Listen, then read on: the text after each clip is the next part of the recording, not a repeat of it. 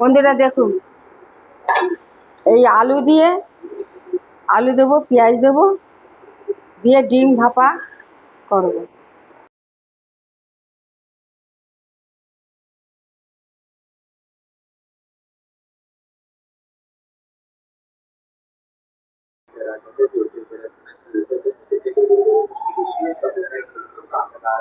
এর মধ্যে কচুর লতি দিয়েছি, আলু দিয়েছি, পেঁয়াজ দিয়েছি, কাঁচা লঙ্কা দিয়ে দিলাম গোটা গোটা, হলুদ দিলাম, লবণ দিয়ে দিলাম।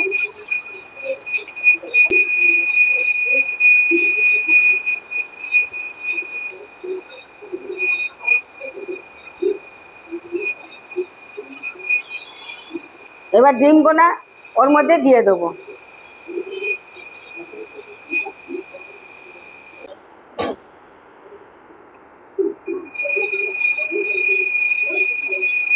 এবার আমি